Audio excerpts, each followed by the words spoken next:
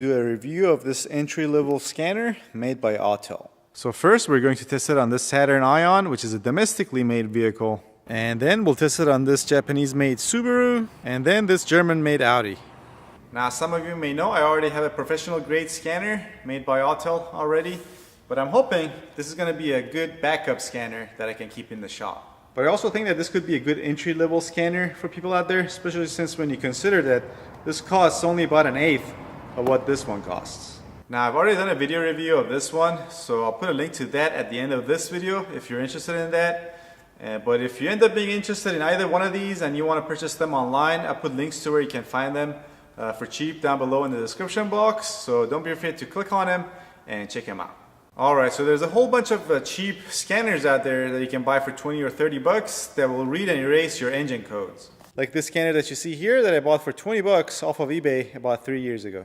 But the reasons that I felt were important enough to go and purchase this instead of just hanging on to this are: first, the claim by Autel that this scanner can read both ABS and SRS codes for most cars. And the second reason is that it can read and graph live data from your engine control module. Alright, here's a look at the back of the box at all the features that are listed. Most of them are pretty standard for scanners these days. Actually, two things that stand out are going to be this one, this troubleshooter guide. It gives you tips on how you can go about fixing different codes. And also that this scanner is internet updatable. So hopefully if you buy this scanner, it'll be a while before it becomes obsolete. Alright, enough of that. Let's get to the unboxing and then using this scanner. Alright, so let's get this out of here. Alright, so fresh out of the box, this thing comes with a nice carrying bag. Here's a look at inside the bag. We got our OBD2 wire, which is about 5 feet long, and that's considered long for these scanners. And you want this obviously to be as long as possible because a lot of times you're going to be diagnosing stuff and you need to look at the scanner, at the live data, while you're outside the car, and this thing needs to be obviously plugged in to your OBD2 connector. And we also have this USB cable, and this I'm going to assume is what connects your scanner to your computer, and this is how you're going to be able to update it. And here's a look at our scanner. And if you're wondering about the screen size on this thing, it's about 2¼ by 1¾ Yeah, it should be a bit bigger, but then again, that's what she said. Up next, you also get a CD-ROM. This is for installing this on your computer, and that's how I'm going to assume you're going to be able to update this. And last but not least, the user's manual. But we of course are not going to need this, because much like washing dishes, user's manuals are for ladies. Real men these days watch YouTube videos. Alright, so next we'll attach our cable to our scanner, like this. Make sure this is nice and tight. Oh, by the way, right here on the side, this is where your USB cable attaches to. And this here, this is a memory card. And this right here is a 4 GB micro SD card. And this, I assume, is going to allow you to take all sorts of data from your scanner to your computer for either diagnosis or maybe to print them on your printer. And that's it. Now you're ready to plug this in. So next you want to grab your key, put it in the ignition, and turn it to the on position. And next you locate the OBD2 port on your car and simply plug in your scanner. And here's what you will see on your scanner when you plug it in. Alright, so it looks like you get 4 options. First one is for checking your engine control module for fault codes. Second one is the ABS and SRS modules. Then you get setup and playback. Alright, so first let's scan it for codes. So we're going to hit OK. That took about 20 seconds, and here's what we have. Alright, so here's what we have. On the first line, we got MIL status off. MIL stands for malfunction indicator lamp, or basically your check engine light. It says codes found 0, monitors NA 3, and then monitors OK 7, and then monitors incomplete 0. And when we talk about monitors, we're talking about the emissions related monitors and sensors on your car. These are the monitors that they check when you take in your car for a smog or an emissions test. Now, depending on which state you live, you'll need to have either all of these or most of these monitors be ready or be in an OK status in order to be able to pass an emissions test. Alright, so next let's go to the next page. So we're going to select OK here. All right, nice. So here's what are the options we have with the engine control module. We got a number 1, system status. Then we can read codes, erase codes, live data. That should be good. Freeze frame, IM readiness, O2 monitor testing, onboard monitor testing. Number 9, component tests. That's going to come in handy. Then vehicle info, modules present, and DTC lookup. Now we'll get into these with the car running, but let's back out of here and see whether we can scan for ABS and SRS codes. So we're going to hit escape. And then we're going to go 1 over. And hit OK. So we'll select US. The Saturn is a GM made vehicle. This thing is a 2004 Saturn. Okay, so it's asking for a vehicle type. These are going to be one of the digits of your VIN number. So I'm not sure, though. It's usually the 8th digit. So we're going to hit help. It says please select the 4th VIN digit. Okay. And as you can see, the 4th digit on this VIN number is an A. So we'll hit OK and select number 1. All right, so here's on the next page. We got 2 options. Number 1 for body, number 2 for the chassis. Not quite sure what it means, but we're going to go with number 1. Okay, so supplemental inflatable restraint. So I'm going to assume that's the SRS module. We'll select that. DTCs, DTC information, DTC info. Okay, so it's communicating with the car, with the SRS control module, and no diagnostic trouble codes present, which is what we expected. All right, so that was good. So now let's go back and try the chassis option. Let's go down 1, chassis. Okay, so the ABS module is part of that. DTCs, DTC information, current DTC codes. Okay, let's go. Communicating with the ABS module. And it says, tester not communicating with control unit. Blah, blah, blah, blah, blah, blah, blah, blah, blah. But that's okay because this car actually does not have ABS. I just realized that. But it was a good sign that it was able to scan the SRS module in this car. And we saw that we have no codes. But next, I'm going to turn the car on. And we're going to check the live data and the other options for the engine control module on the scanner.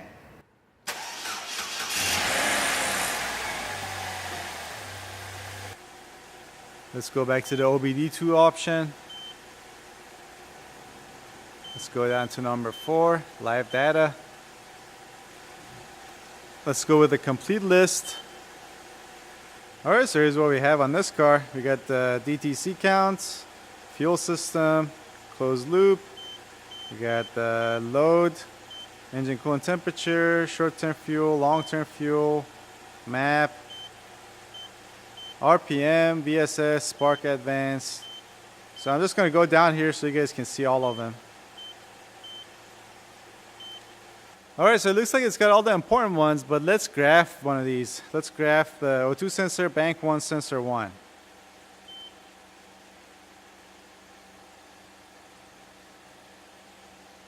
Alright, so here's a close-up of our graph.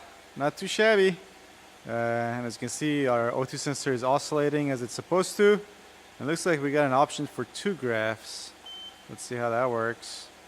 Okay, so it automatically chose the short-term fuel trim for bank 1, sensor 1. There's only one bank on this car, so that's how that looks like. Oh, we can also merge graphs. Let's do that.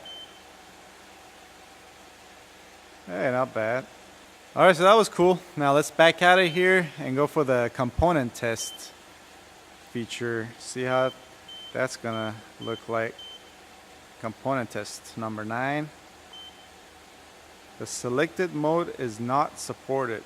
Oh, okay. Press any key to continue. I guess only some vehicles have that option with the scanner. Vehicle info we can do without. Modules present, we kind of know already. DTC lookup, system status. Okay, let's try the onboard monitor tests. GM. Let's go with purge flow monitor number 6. Okay, let's go with the purge vac fail tests. Alright, so here's what we have for this test. These are, I believe, the data from the last test that the evap system performed. This is not a component test. Let's go back.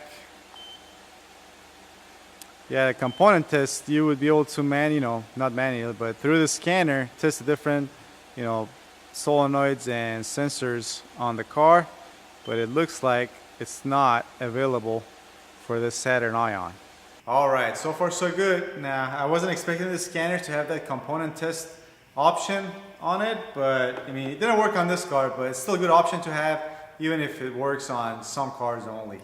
But next, let's get this Saturn out of here, get that Audi in here, and redo our test. And if you're wondering, this is a 2005 Audi A4 Quattro with a 3.0 liter V6 engine. Now, unfortunately, it also has a dead battery because it's been sitting out there for quite some time. But that's where my Noku Genius Boost jump starter comes in. Now, some of you left comments on the video where I did a review of this and said that it's not very reliable, but as far as I'm concerned, this has been working okay for me with moderate use. I just wish that these cables were a little longer, but besides that, this is not a bad jump starter. Alright, so once again, we'll connect our scanner to our OBD2 port. Once again, we got the same 4 options, so we'll press on the OBD2 picture. Alright, so 45 seconds later, here we're back at this screen. And as you can see, you got 0 codes found. And on this one, since the battery was dead, we have 5 monitors that are incomplete. So now we'll just go to the next screen. So it looks like we have 2 options, 2 modules, I guess. We'll choose module 1. Alright, so it looks like this is the engine control module. We get the same options on this. So now let's just go back and try the second module, see what that's all about. Okay, it looks like same thing again. Now we'll just go back and see if we can scan for ABS and SRS codes as well. We gotta choose the country, Audi. Okay, so on this one we didn't have to choose the year, make, and model. So now we'll just go scan for ABS codes. Okay, good. Let's read codes. Oh wow, it actually was able to retrieve an ABS code. 01826, steering angle sensor, voltage supply terminal 30 lost. Alright, that's interesting. Alright, let's press OK on this, see if it gives us any repair info or tips. No. Okay, so we have the option of saving this. That's okay. We'll just go back. Now let's scan for airbag codes. Okay, wow, I was able to retrieve an airbag code as well, 00532, supply voltage lower limit not reached, and this is a passive or sporadic code. That's interesting. Alright, so that was pretty impressive. It was able to scan both the ABS and SRS modules on this Audi, but now let's start the car and check our live data pits and see whether we can do any component tests as well.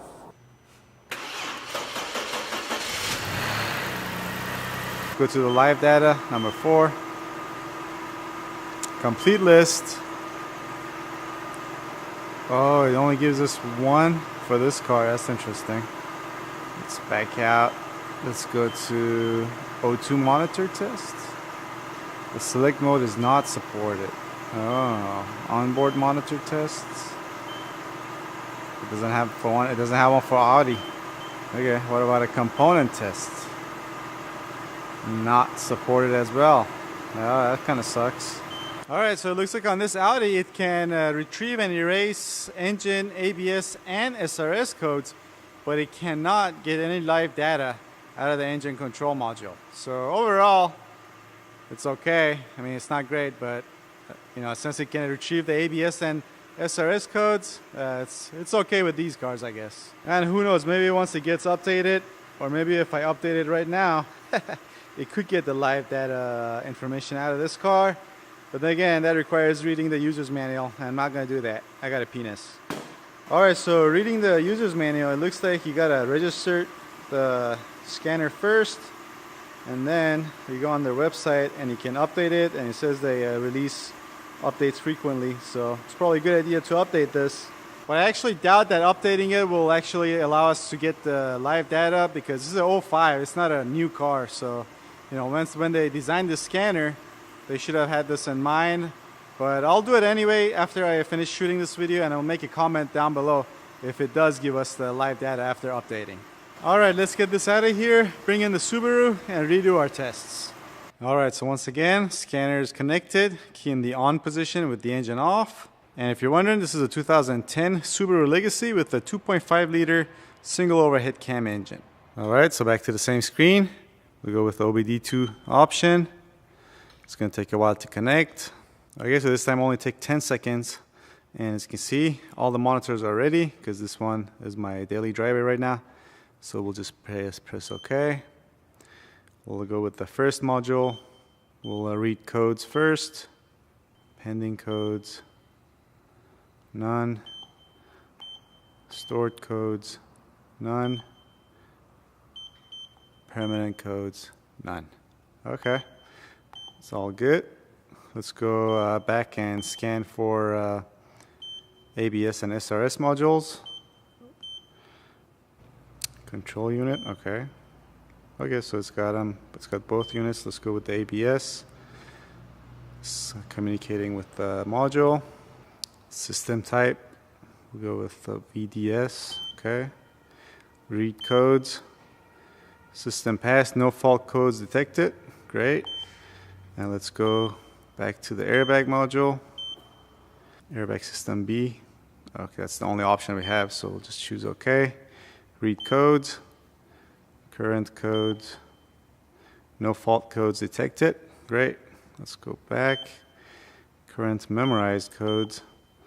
No fault codes detected. All right, excellent. Now let's go back and check for the live data PIDs. Alright, we knew that one already. Let's choose the first module. Let's go to number 4. Looks like we got 21 PIDs. Or no, we got 2 PIDs. You know what? Actually, we need to go back. Let's go with the module number 2. That could be why we're not getting live data PIDs. It looks like that is why. So we're going to redo this for the Audi. Because if I remember correctly, the Audi also had 2 module options. Let's go with the complete list. Yep, here's our live data now. Yeah, it looks like we actually have, compared to the Saturn, looks like we have a lot more data PIDs available for the Subaru, which is kind of interesting. Okay, so let's go back, see if we can do any component testing on this. Number 9.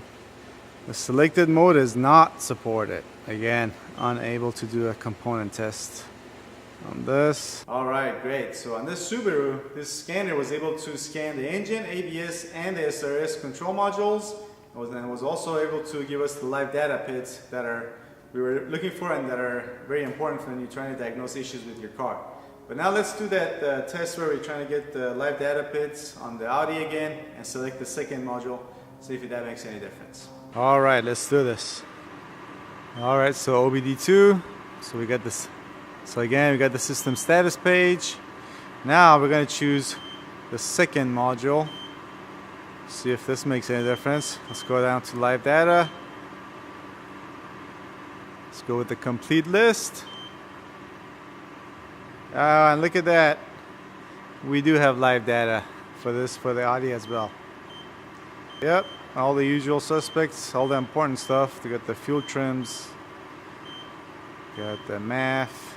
And there you have it, folks. The scanner did everything that it promised it could do, which was to scan the engine, ABS, and the SRS modules.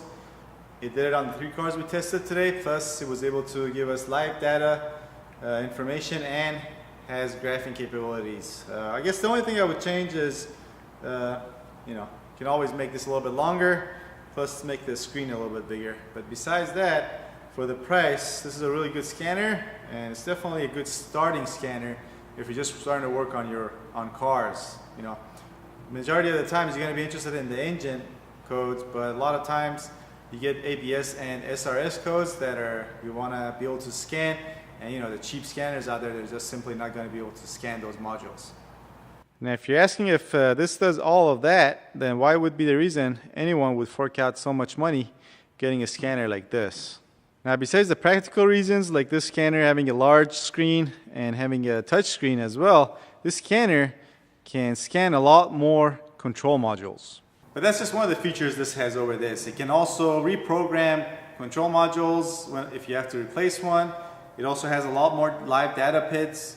So for example, this had about a dozen or so for most of these cars. This probably has double or triple that. It also has mode 6, also component testing on this one. You have a lot more options. You can test different components using the scanner alone. That's going to help a lot with diagnosing issues. Just all around, this is just a more involved, more professional scanner than this scanner here. And as I said earlier, if you're interested in either one of these scanners, I'll put links to where you can get more information on them down below in the description box. Also, if you want to see a video on a review I did on the more professional grade scanner, I'll put a link to that right here on this side of the screen that you can click on. There will also be, again, a link in the description box down below as well. Alright, thanks for watching. I'll see you guys next time.